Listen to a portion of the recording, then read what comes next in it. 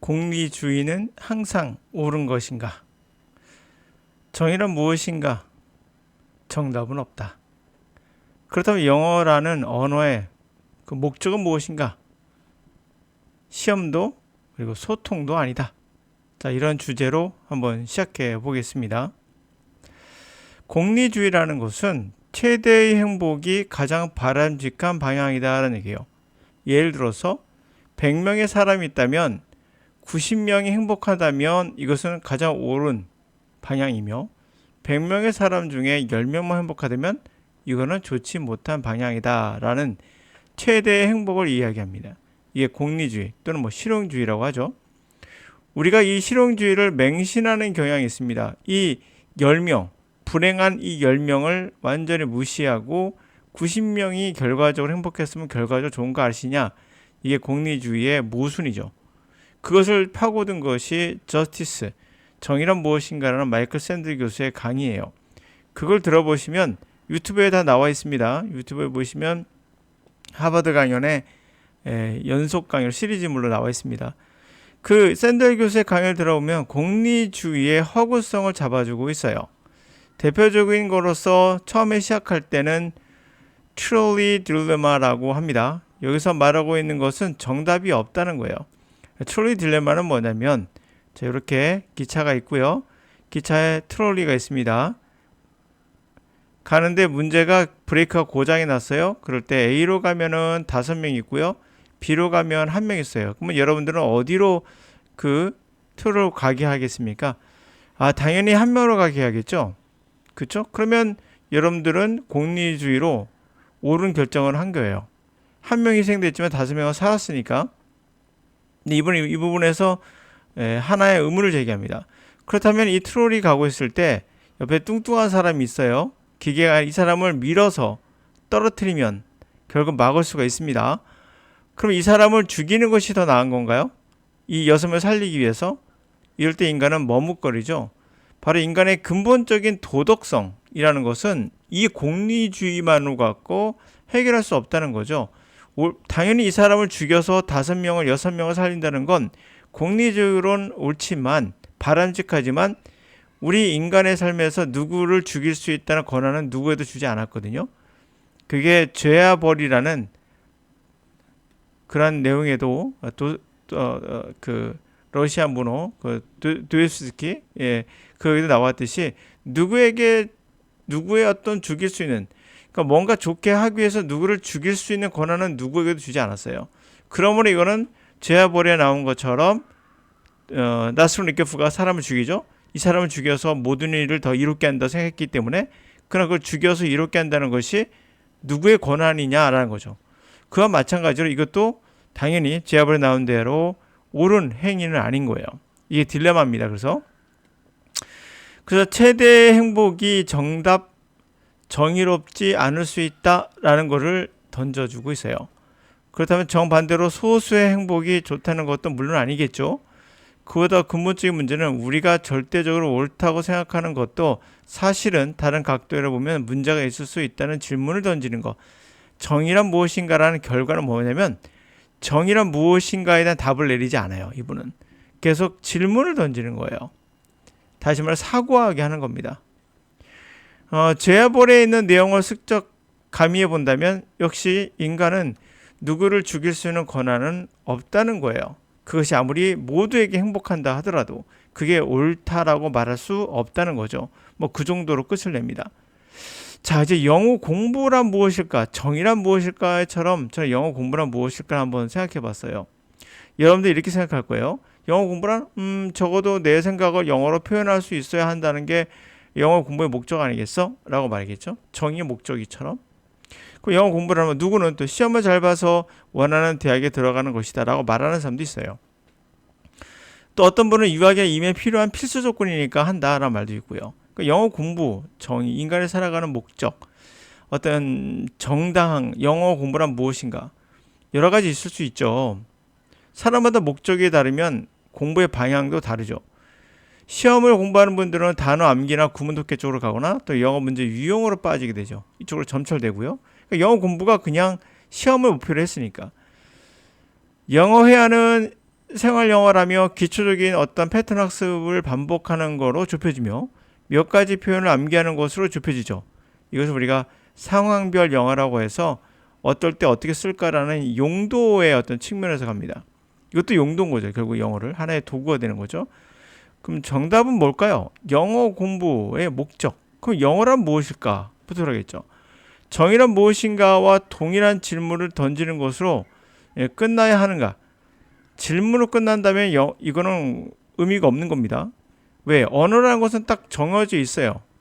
정답이 있어요. 정답이. 이것을 왜 영어를 왜 공부해야 되는가 다 떠나서 중요한 것은 이것의 용도가 뭐냐. 인간이 이것을 어떻게 사용하고 있는가를 알면 그 본질을 우리가 알 수가 있어요. 그러면 근본적인 해답을 유추할 수 있는 정확일 수 있는 올바른, 정확한 질문이 중요합니다. 트롤리가 지나갈 때 A와 B를 나눠서 이렇게 함으로써 우리가 어떠한 질문을 딱 하게 되면 답이 정해지게 되잖아요. 그러니까 영어는 시험이다라고 하면 답이 정해지죠. 영어는 뭐뭐다라고 하면 답이 정해집니다. 그러나 다른 각도로 봐서 보면 이 답이 틀렸다는 걸 알 수 있었잖아요. 사람을 죽여서 다른 사람을 살린다면 그것은 정답이 되지 않잖아요. 그러나 결과적으로 한 사람 죽여서 6명 살린 건데 라고 하더라도 그건 정답이 되지 않은 것처럼 보는 각도에 따라 다를 수 있다는 거잖아요. 근데 질문 한번 정확히 해본다면 우리는 정답을 찾아갈 수 있어요. 인간에게 있어 이 영어의 용도, 언어의 영어의 용도는 뭘까요? 그것은 바로 어디에 사용하는가예요. 어떻게 사용하는가? 바로 인간의 언어의 대부분 99%는 소통이 아니에요. 생각하는데 이용됩니다. 그래서 언어는 생각의 도구예요. 영어를 배운다는 것은 바로 생각의 도구를 영어로 사용하는 거예요. 우리는 생각의 도구를 모국어로 사용하죠. 그 모국어가 아닌 영어로 교체해 보는 겁니다. 말하기를 통해 소통하는 것이 아니라 단어를 암기하고 구문독해하는 것이 아니라 생각의 도구로서 영어를 사용하는 것이 바로 언어의 목적이에요. 그렇다면 영어라는 언어는 무엇인가 라고 한다면 생각이다 라고 말할 수 있어요. 인간의 신체가 영어를 이용하는 목적은 시험도 아니고 소통도 아닙니다.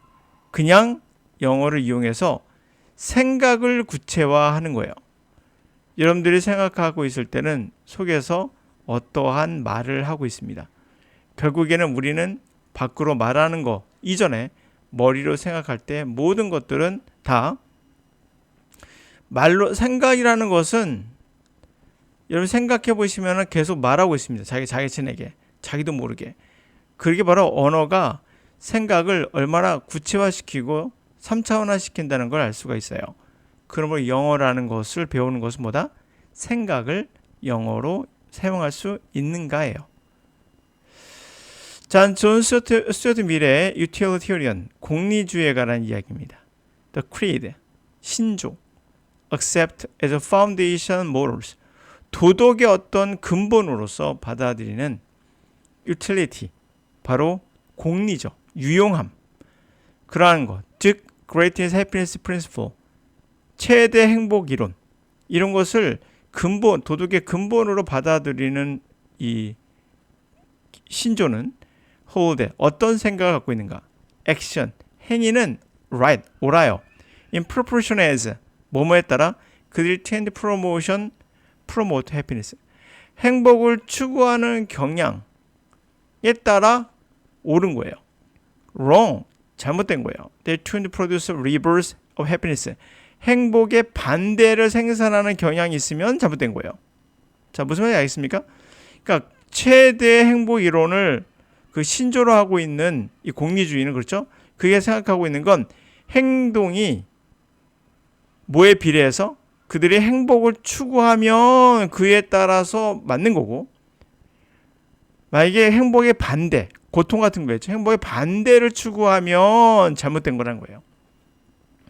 By happiness, 행복으로는 intended pleasure, 그 대상이 되는 것은 즐거움이에요. 쾌락입니다. 즐거움. 그리고 absence of pain, 고통이 없는 거예요. by unhappiness, 반대가 돼 있죠. 행복의 반대인 불행하다는 거로는 pain, 고통 또는 privation, pleasure, 즐거움에 없는 거, 뭐 이런 것을 의미해요. To give clear view, 명확한 견해, moral standard, 도덕적 표준 기준을 보여주기 위해서 set up the theory, 그 이론이 셋업해 놓은 그러한 도덕적 기준을 명확히 도덕적 기준의 명확한 견해를 보여주기 위해선 much more require, 훨씬 더 많은 것들이 to be said, 이야기될 필요가 있어요. In particular, 특히 what things include, 그것이 포함하고 있는 것들, the ideas pain, 고통과 pleasure, 즐거움이라는 그 아이디어에는 무엇이 포함되는가? To what extent, 어느 정도 this left, 남겨두어지는가? Open question, 미결이죠. 아직도 열려있는 질문으로서 미결 상태로 남겨지는 건 어느 정도 남겨지는 건가? 이런 것을 결정할 필요가 있어요. 뭐 그러나 these supplementary explanation, 이러한 보충적인 설명들이 not affect theory of life, 보조적 설명들이 그 삶에 대한 이론을 영향을 미치진 않아요.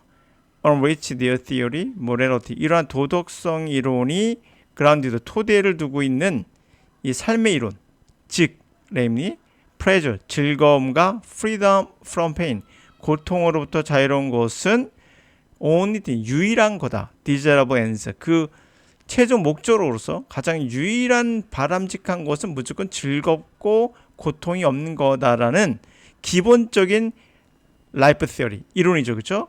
그 생명 이론, 삶에 관한 이론은 바뀌지 않는다는 거야. 이런 보충적인 설명들이. 그러니까 어떤 것은 즐거움이고 어떤 것은 고통이고 어느 정도는 그냥 남겨두고 오픈 상태로 미결 상태 남겨두고 뭐 이런 것들이 결국엔 가장 근본은 바꾸지 못한다는 거죠. 그리고 desirable thing, 가장 바람직한 것, 모든 바람직한 것들. 이것은 as numerous, utilitarian, 이 공리주의에는 굉장히 많은 바람직한 것들이 있어요.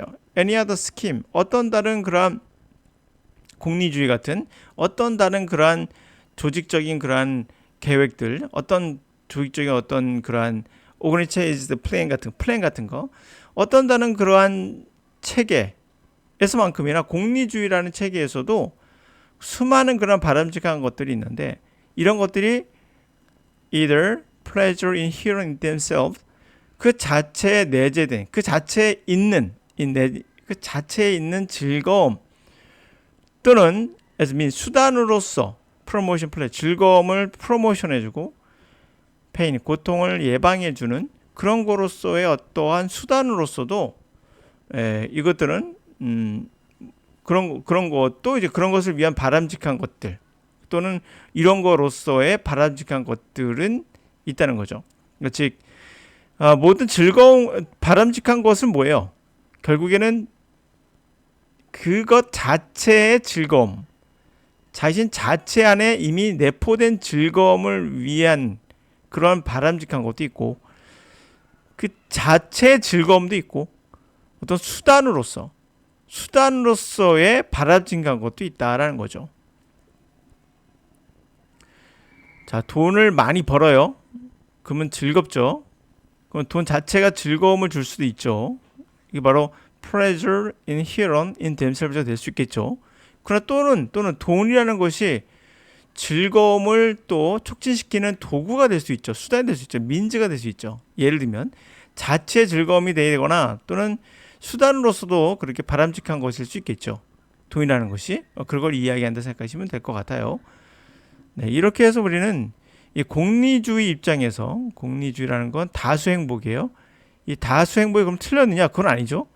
다수 행복이 틀린 건 아니에요. 그러나 소수의 피해도 우리가 당연히 생각을 해야 된다는 거예요.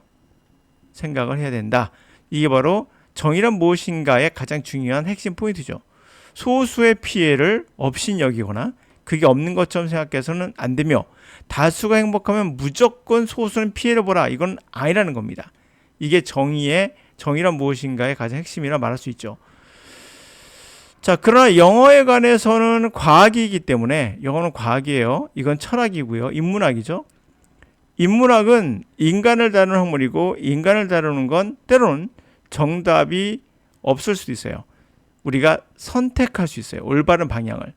그러나 영어는 과학이기 때문에 정답이 있죠.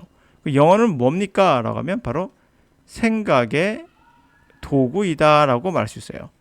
영어를 배우는 것은 바로 영어를 생각의 도구로 사용할 수 있는가 없는가로 우리가 생각해 볼 수 있어요.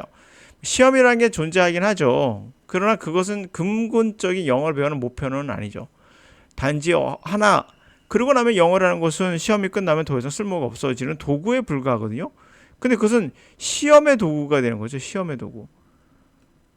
이게 바로 뭡니까? 인생 낭비예요. 왜 인생 낭비입니까? 여러분들이 열심히 공부해가지고 결국 영어를 어느 정도 시험을 잘 맞아놓고 영어를 버려. 다시는 영어를 하지 않아. 그러면 인생 낭비죠. 그 6년의 시간을 다 허생생활하고 끝나는 거예요. 예. 그걸 더 이상 사용하지 않으니까 이제. 이게 우리나라의 영어의 현실이죠. 그리고 영어를 말하기를 한다면서 막 떠들잖아요, 우리가. 그대로 따라하거나 뭐 이런 것들로 영어를 배운다고 생각하시면 오산이에요. 영어라는 건 언어이고 언어를 받아들이는 인간의 그러한 신체랄까요? 인간의 어떤 그것은 언어를 어떻게 사용하는가를 보면 알 수 있어요. 그 사용하는 목적이 생각을 구체화시키는 도구란 걸 알 수 있어요. 그럼 어떻게 우리가 영어를 배우는 것이 맞는가를 우리는 알 수가 있죠. 간접적으로.